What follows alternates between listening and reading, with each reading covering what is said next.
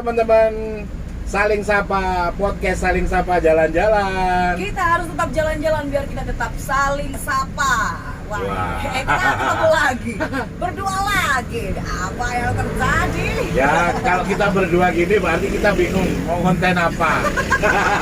Enggak juga sih. Enggak juga sih. Enggak juga. Ya, kita ini apa namanya? Sesekali kita memang perlu kumpul sama Ya. co-hostnya itu ya Harus akur. harus akur. Bagian dari kita beda, stylenya beda, tapi ketika kita kumpul gini kita mencairkan suasana. Ya, belum, maksudnya kita belum ketemu dengan seseorang yang bisa Ya. kita korek kok. Ya, Iya kan? kita Namanya juga jalan-jalan. jalan-jalan ya, niatnya jalan-jalan dulu Iya, lah. kita jalan-jalan, siapa yang ketemu di jalan kita harus saling sapa. Ya, siap. Yoi, haus Pak. Berat kehidupan ini Pak. Ya, kehidupannya nggak berat sih. Berat badan ya. Iya. Bertambah terus ini. Timbangan Iya. ke kanan terus Pak. Ke kiri sekarang. Oh, Ke kiri. rusak ini timbangannya. Ya, pennya juga. Oke. Kamu tadi yang pada saat di episode yang lalu sebelumnya membahas tentang pariwisata ya. Yes, betul. Keren ya pariwisata dia. Gila, Malang Raya itu asetnya luar biasa loh. Ya, tapi kita apapun yang dimiliki kalau nggak terkelola dengan baik ya nggak ada gunanya. Betul. Dan sebenarnya ketika kita bicara tentang tourism, ada sesuatu yang kita bisa jual ke seluruh dunia, yaitu ketika kita bicara tentang seni budaya. Kebudayaan. Ya, Oh iyalah. seni dan budaya itu yang bisa kita jual. Karena kalau kita jual sesuatu yang canggih, orang lain ya sudah duluan canggih gitu. Ya, memang. Jadi kita buat konten-konten yang umpamanya istilahnya konten-konten yang berbau high tech gitu, kita udah ada banyak lewat. Pak yang udah yang Malah dijago, sebenarnya Pak. seni budaya itu adalah konten yang original punya kita, dan ketika itu kita explore sebenarnya dunia itu akan kaget.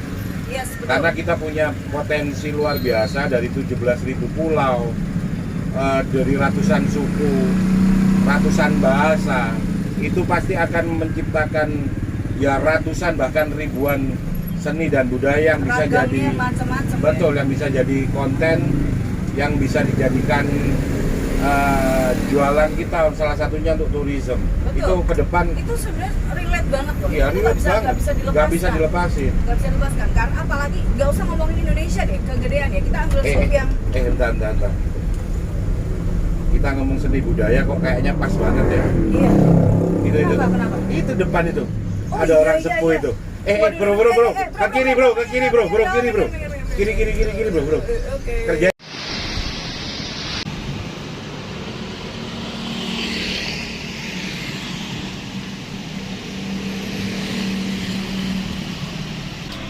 Loh, kowe nek. Dipikir angkot tenanan. Jo. Jenny. Wis. Ya apa? Ya ini aktivitas kita sekarang. Asik. Asik. Begini. Oke. Jadi, aktivitas kita sekarang ya ini. Perlu. Jalan-jalan biar bisa saling sapa. Iya. Naik angkot nih. Jadi keren kan? Oh, asik. Jadi anjing malam ini. Jadi buat aku tadi kita ini sebelum ketemu benar-benar nggak sengaja ketemu Mbak Yongki. Iya. Kita lagi bahas karena yang episode sebelumnya Bahas tentang pariwisata. Okta lagi bahas pariwisata beserta dengan segala macam ini ya di Bali. Perintilannya. Perintilannya, tetek bengeknya. Iya. Teteknya Iya. sama bengeknya. Jadi ketika ngobrol itu aku langsung nyeletuk sama dia bahwa sebenarnya ini semua nggak lepas dari yang namanya seni budaya. Ketika ngomong tourism terus di dalamnya nggak ada seni budaya itu nonsens. Wah, hampa. Ya, betul. Nah itu loh. Jadi ketika ketemu Mbak Yongki, ya nggak salah ketika kita ngobrol itu. Ya. Ternyata nyambung ya. Ya pasti nyambung. Karena beliau ini adalah bisa dibilang seniornya para pelaku seni budaya. Salah satu seniornya di Iya, Kota Malang. Betul, betul. Nggak cuma kota sih, Malang Raya kali. Nggak tahu sih yang pasti giginya udah habis satu bapak. Senior, Loh. senior. Ini baru umur 5 tahun. Oh iya, Oh, iya, belum iya, tumbuh. Belum tumbuh. Sorry. Iya, iya, iya. Kita salah info. Beliau belum tumbuh. Belum tumbuh. Ya. Apa kabar Mbak Yoki? Hai, sehat. Keren loh. Syukur. Sudah vaksin? Baru sudah. Vaksin kedua selesai. Wah, layak contoh. Nggak ada masalah toh vaksin? Tidak ada masalah. Jangan percaya berita hoax. Oi. Asik. Berarti kegiatan gimana nih, Mbak? Kegiatan berkebudayaan, berkesenian tetap Ya, bagaimana? setelah kondisi pandemi ini, 2 tahun. ya, terus terang banyak teman-teman kita Hah? yang kita bilang belum tikar sih enggak ya. Ya karena bukan perusahaan ya.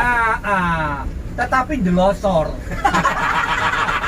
Lebih parah lagi. Lebih parah. Jadi bukan belum dia lebih nyungsep gitu ya. Itu. Termasuk dunia pariwisata. Yap. Iya, Ya. ya kita ngerasain itu. Itu. Hmm. Banyak sekali sekarang ruang-ruang publik Hmm. yang sudah mulai rusak. Banyak juga tempat-tempat wisata yang sejauh ini semacam anggaplah batu gitu ya. Terabaikan ya. Iya, terabaikan. Terus mungkin ada perawatan-perawatan yang tidak mungkin bisa dijangkau dengan angka yang tidak didapatkan kalau sebelum terjadi pandemi dan setelah pandemi. Dan ini yang perlu kita sengkuyung bareng. Cengkuyung gopo. Disengkuyung ini dan dijunjung bareng, Disokong digotong bersama, bareng, disokong. dicagai bareng. Nah, ngono. Ya kan? Apa perlu kita belok ke dalam gedung DPR ini biar rame nih? Mereka harus dengar. Ya. Kan? Tapi coba sih masuk, kita iseng-iseng. Kalau dimarahin kan ada orang sepuh gak akan berani. Coba ya kita belok.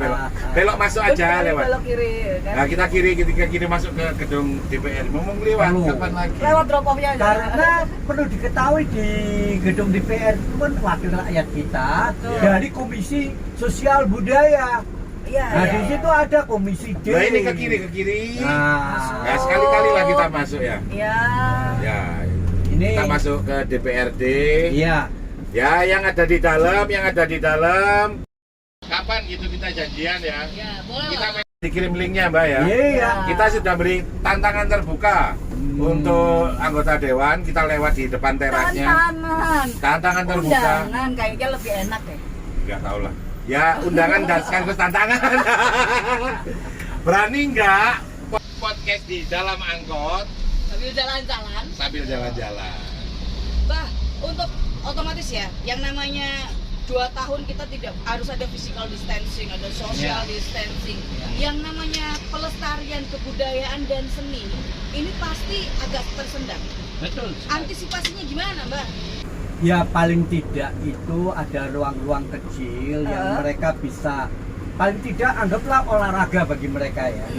Sedikitnya tabuhan, mungkin yang tradisional. Mungkin juga pelaku-pelaku itu butuh gladi ya dalam ruang-ruang kecil ya. Ruang kecil ya, kelompok Iya. kecil ya. Tapi mengerti saja aparat yang terbawa ini kadang-kala juga tidak gitu ya. Oke. Belum sampai di level peduli ya? Belum. Dengar bunyi-bunyian itu terjadi kadang-kala mereka sudah ini kok ngelompok kabeh. Wah ini orkas anu dan lain sebagainya. Oh, ini memungkinkan ada Hujan dan lain kerumunan. sebagainya. Ya, Iya. ya, ya. Nah inilah sesuatu yang memang harus dipikirkan dengan bijak gitu.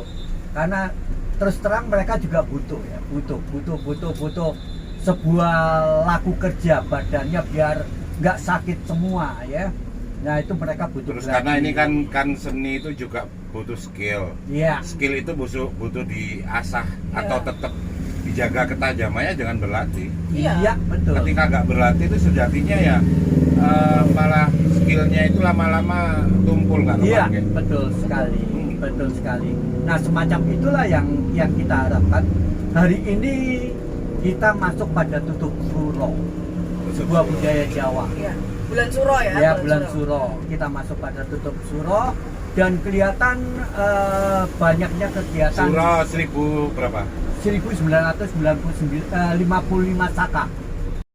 Nah, Mas Taufik, Mbak Oka, Ya. ada satu pemikiran juga ya, bahwasannya pelaku budaya ini termasuk saya yang sepuh-sepuh ini, terus terang kami tidak diayomi BPJS. Loh, sampai hari ini? Iya. Lah, Oh, jadi Sehingga yang sudah umur pensiun kayak jenengan ini iya nggak dapat BPJS? tidak ada BPJS. sih masih bisa kan? Oleh sebab itu Loh, kan beliau sudah usia pensiun. Mestinya beberapa sudah waktu support. yang lalu kami dialog di Zoom, ada ketua DPR Pak Made, Ya, dan sama kami deh. mengutarakan bahwasannya kami butuh yang digulirkan oleh pemerintah KIS, Iya. yaitu Indonesia Sehat. Indonesia sehat. Ya. Nah, namun beliau Padahal menjawab, sudah nggak butuh KIP, ya, kan wis pinter. beliau menjawab bahwa untuk Kota Malang ini terus terang yang ber-KTP Kota Malang tidak perlu memakai KIS, langsung dilayani karena sudah ada anggaran untuk kesehatan itu, Nah. siapapun. Oke. Nah, hal ini kan tidak banyak diketahui oleh rekan-rekan yang lain, Iya, gitu iya, kan ya. nggak ada info yang jelas. Pelaku-pelaku budaya, Heeh. minimal kalau ada. Pernah nyoba nggak? Sorry aku potong. Pernah nyoba beneran nggak pakai KTP terus dilayani? Nah, belum. Ya, coba dulu. Semuanya kan mesti harus ke puskesmas, rujukan Iya, dan lain juga sebagainya. ada prosedurnya. Puskesmas itu apa sih? Pusat kesenangan mas-mas.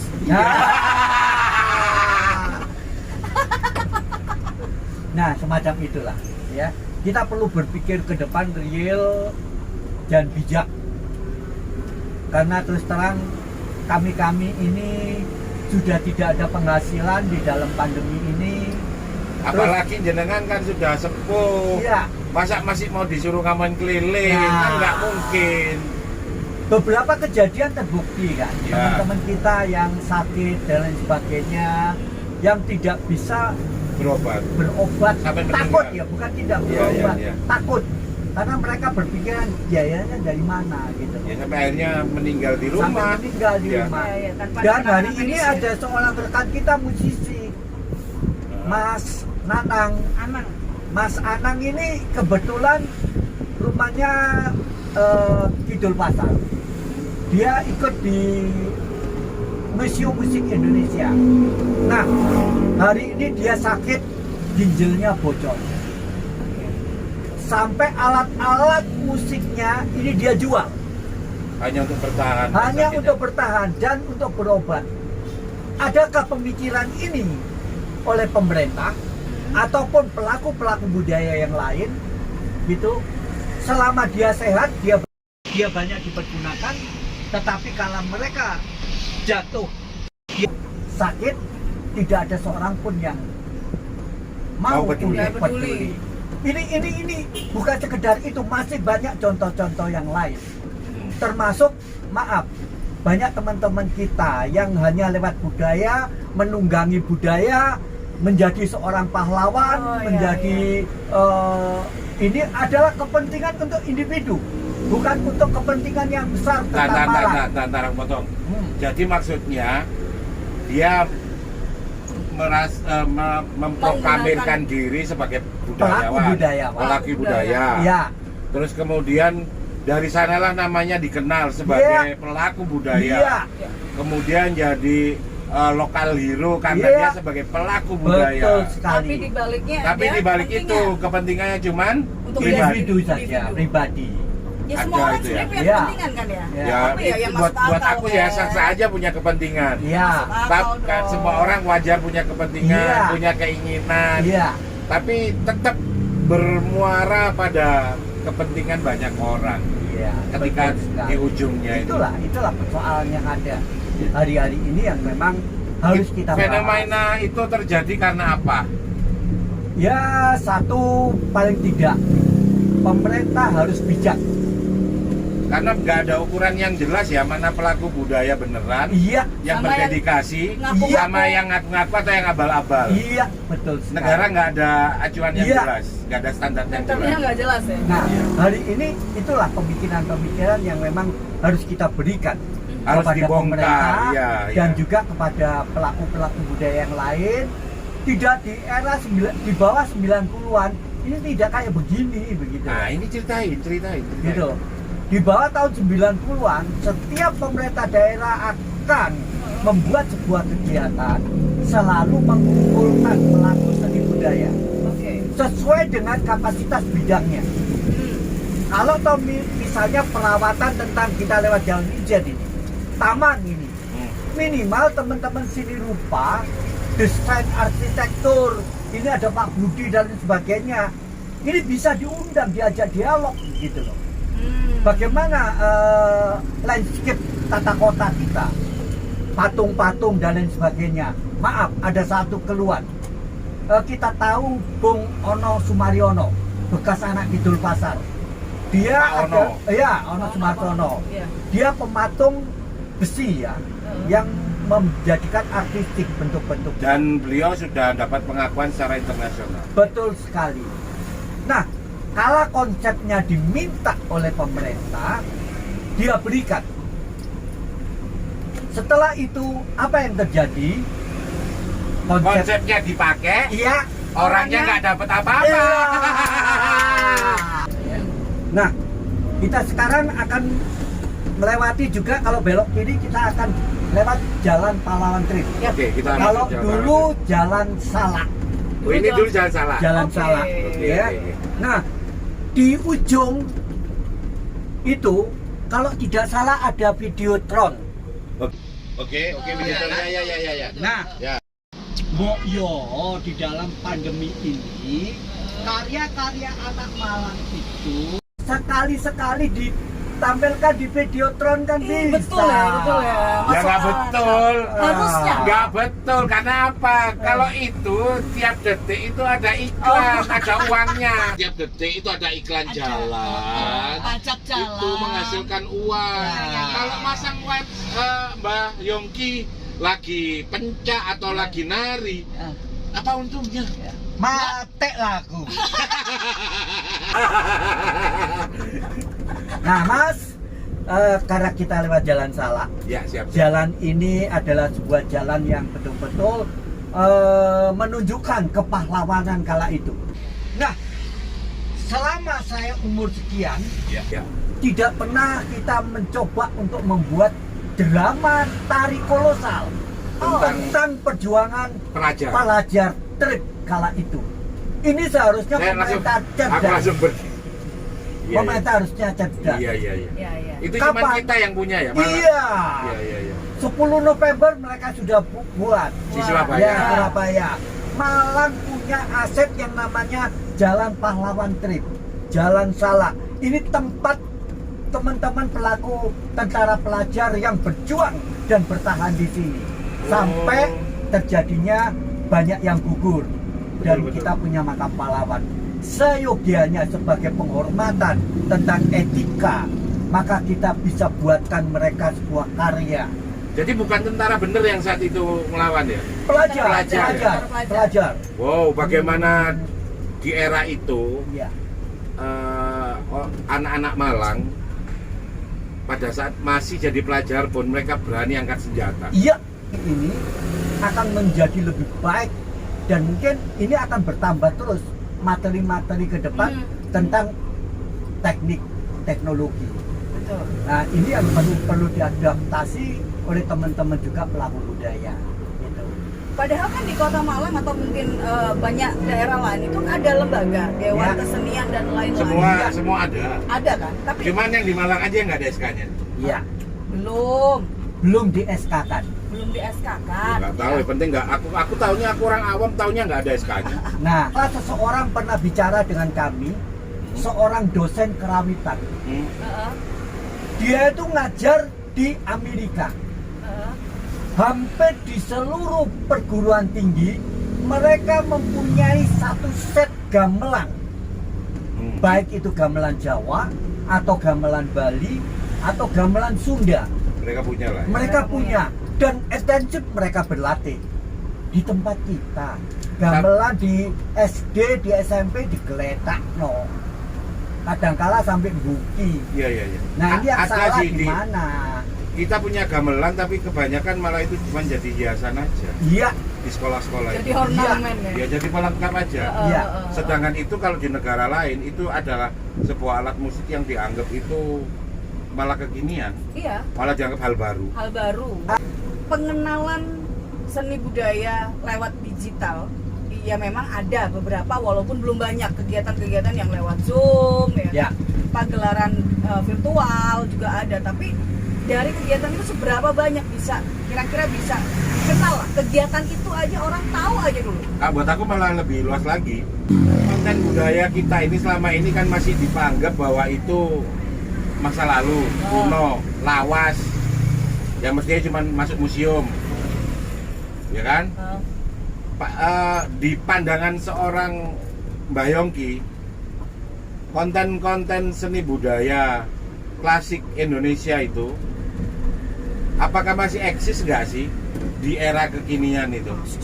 Saya kira sangat perlu untuk diberikan kepada yang muda ya. Karena di situ banyak sekali muatan-muatan edukasi. Ya kan? Antara lain mungkin tari klasik Jawa. Ya. Itu meditasi gerak. Bukan sekedar menari. Meditasi tapi gerak. Meditasi gerak ya. Jadi itu dilakukan dengan pola kehalusan jiwanya dan lain sebagainya dibelajari, tapi polanya pakai tari klasik. Ya. Malah katanya pernah dengar seorang ahli tari klasik Jawa itu. Ya.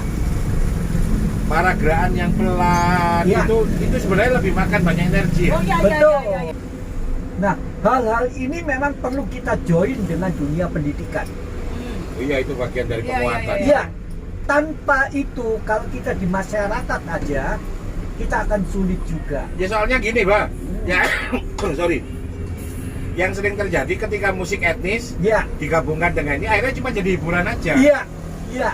Betul Tapi kalau sekali. itu diajarkan edukasi, anak-anak kita itu akan jauh lebih bercerdas. Dia Oh, akan iya. mempelajari frekuensinya, Oh, iya. mempelajari tentang geraknya, Iya. sampai akhirnya jadi sebuah keilmuan baru, ide Itulah. pemikiran baru. Betul. Bukan cuma jadi pragmatis, cuman jadikan seni musik, Iya. cuman Gak cuman gaya-gayaan lah. ya cuman buat art, performance art Iya. aja. Iya. Sebenarnya nggak itu. Iya. Ada yang lebih besar, ide dasarnya lebih besar dari itu. Iya.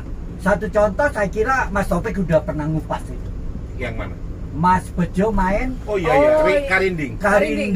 Iya. Bejo Sandi. Jadi pada saat dia pakai frekuensi rendah, Mhm. yang namanya nyamuk itu dia pergi. Iya.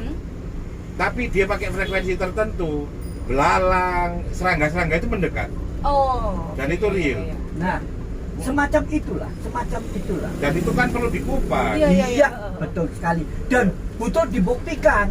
Iya. Bukan sekedar untuk Iya, iya, bermain iya, iya, gitu iya. loh ya. Jangan dibuat cuman sekedar mentok di performance art. Iya. Karena kita sering masih salah paham bahwa yang namanya seni budaya itu mentok sampai di performance art. Iya. Buat tontonan ya. Iya. Iya, cuman itu aja sebenarnya banyak. Ini karena ini bicara multidimensi ilmu pengetahuan, sains, di Iya. dalamnya juga filsafat, Iya. macam-macam sebenarnya. Ya, Mbak, ini sesi terakhir. Iya. Aku pengen jenengan itu ngasih inspirasi lah Iya. buat teman-teman yang milenial, yang generasi Z itu supaya nggak menyerah untuk kemudian melupakan tentang seni budaya lokal kita. Semakin mengenal dan melestarikan. Iya. Iya. Harapan saya semoga apa yang kita kerjakan ini membuka cakrawala berpikir generasi muda, utamanya mungkin akar budaya lokalnya. Mari kita lihat, kita coba, kita proses untuk meneliti dan kita ilmiahkan. Iya. Karena orang-orang kuno itu rata-rata buta huruf. Terus nggak mau nyatet Wah. budaya apa? Budaya Literasi. pertanian Iya, itu cuman diomong, betul sekali. nggak ada yang dicatat dan Nggak ada catatan ya. didokumentasikan Iya. dalam tulisan. Orang kuno ngomong ilmu titen. Ilmu titen sekarang nggak bisa Ilmu lagi, titen, sudah iya. harus digitalisasi, Itulah. sudah harus disimpan. Iya. Saya Betul. kira itu Mas Taufik. Siap. Dan juga Oke, oke. kita mulai dari dasar. Maksudnya itu anak-anak kecil. Iya.